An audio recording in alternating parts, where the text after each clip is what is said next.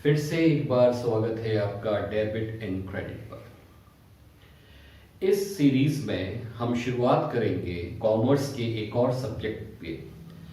वो सब्जेक्ट है income tax. Income tax ज़्यादातर लोगों को एक कॉम्प्लेक्स सब्जेक्ट लगता है, कंफ्यूजन होते हैं, कुछ चीज़ें उसमें समझ में नहीं आती हैं।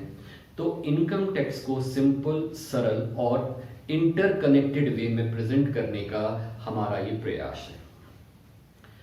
इनकम टैक्स की इस सीरीज में जो भी स्टूडेंट्स या तो इंटरमीडिएट लेवल के हैं प्रोफेशनल कोर्सेज के या अंडर ग्रेजुएट लेवल के हैं, वो इसका फ़ायदा उठा सकते हैं। साथ ही साथ जो टैक्स एंथुसियास्ट हैं, जो समझना चाहते हैं टैक्स के बारे में, वो भी हमारे साथ इस जर्नी में जुड़ सकते हैं। तो चलिए शुरुआत करते हैं।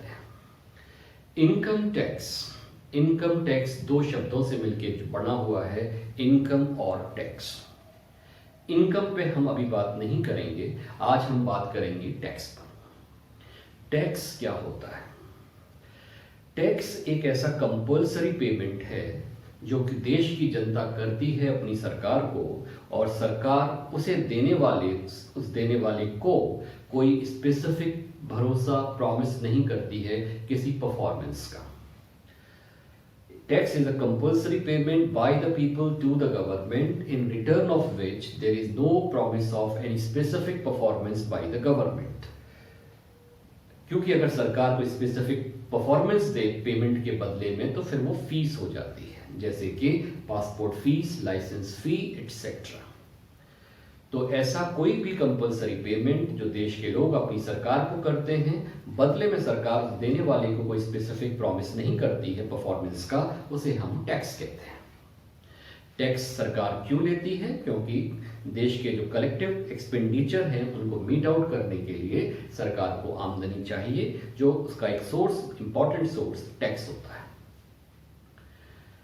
टैक्स को हम कई प्रकार में बांट सकते हैं।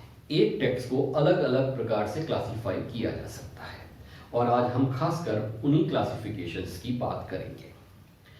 वो क्लासिफिकेशंस हो सकते हैं डायरेक्ट टैक्स और indirect tax, add valorem and specific tax, progressive and regressive tax. तो ये टैक्स की कुछ क्लासिफिकेशन है और इनको आज हम समझने की कोशिश करेंगे। सबसे पहले हम बात करते हैं डायरेक्ट टैक्स और इनडायरेक्ट टैक्स की। डायरेक्ट टैक्स माने ऐसा टैक्स जो जिस पर लगाया गया है उसी को ही देना पड़ेगा। ए tax whose imposition and incidence fall on the same person is called direct tax।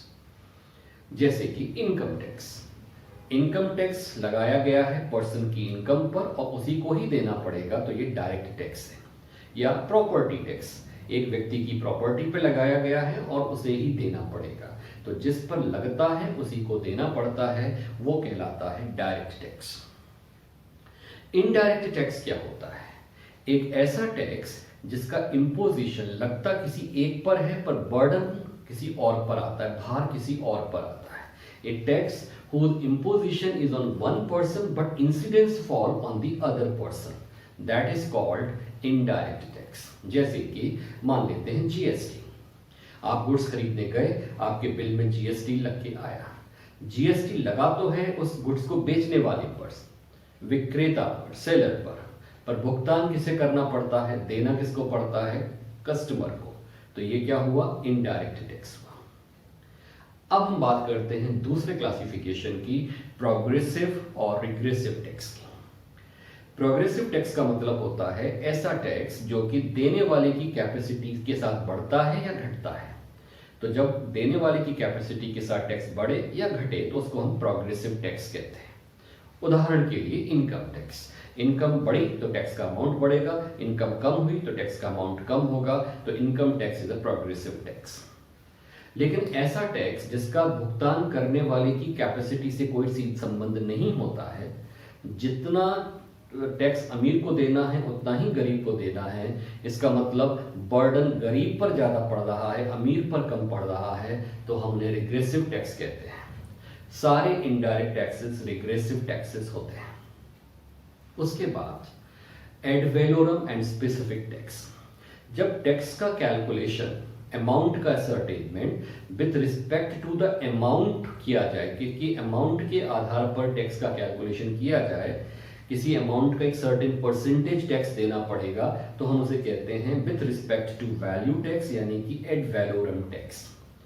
जबकि वैल्यू को छोड़कर किसी और आधार पर टैक्स का कैलकुलेशन होता है तो हम उसे कहते हैं स्पेसिफिक टैक्स। तो अभी हमने शुरुआत की इस क्लास में कवर किया टैक्स का मतलब क्या है, टैक्स क्यों सरकार लगाती है, टैक्स के क्लासिफिकेशंस क्या क्या होते हैं। अगली क्लास में हम बात करेंगे कॉन्स्टिट्यूशनल वैलिडिटी की, उसके बाद इनकम टैक्स क्या है और उससे रिलेटेड कुछ इंटरेस्टिंग प्रोविजंस। मिलते हैं अगली क्लास में।